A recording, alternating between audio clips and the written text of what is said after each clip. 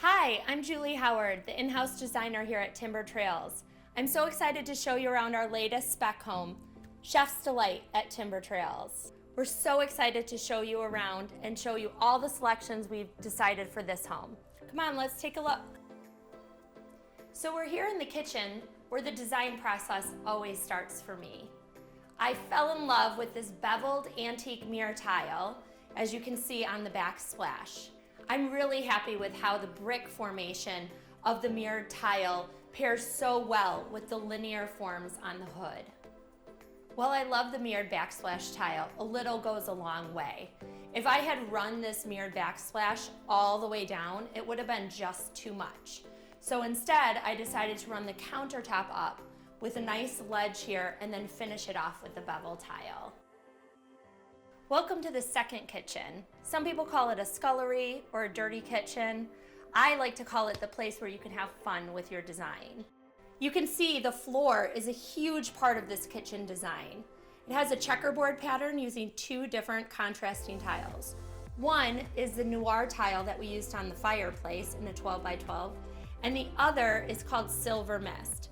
It's only available in a 24 by 12 format, but your tile installer can simply cut it in half so that you can match it with the 12 by 12 black tile.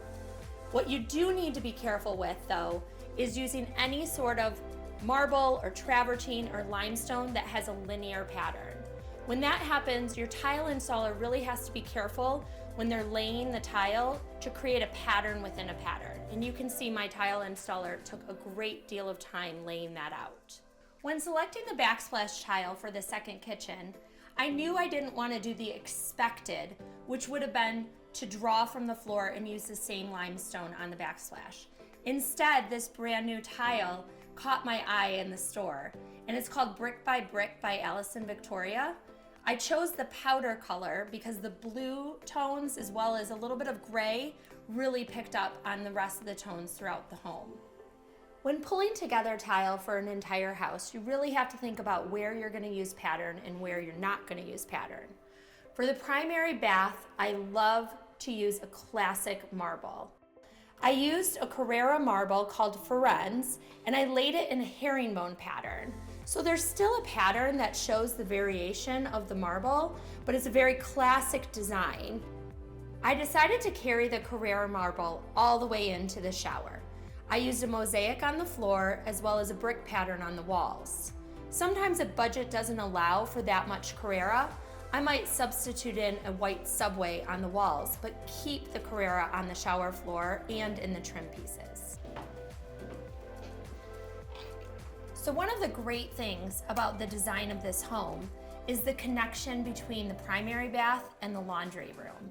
It creates such a great flow for everyday life, bringing your laundry from your bathroom right into your laundry room. Whenever you can see two tiles at the same time, you really have to think, do they pair well together?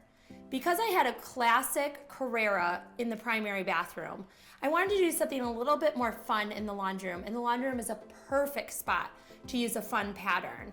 I actually found this pattern because I follow the tile shop online, and someone had posted on their Instagram this beautiful floor. In the Jack and Jill bath, we went with a quarter round mosaic on the floor. It's available in both black and white, so we were able to make this really cool design and play around with how we wanted to make our space unique. For the second kid's bath upstairs, I wanted to keep the color scheme the same, black and white. Instead of going with a penny round to match with the quarter round, I decided to use a geometric mosaic. One of the best things about the tile shop is the variety of flooring that they offer. For this home's lower level, I chose to go with their new line of LVT, luxury vinyl tile. I chose the Madeira Miel. It's a wonderful choice for any entertaining space. You can clean it up so easily, it goes in really easily, and it's just perfect for any home. Tile selection, grout, and installation will all affect how your project turns out. You can't forget about one or the other. They're all incredibly important in great design.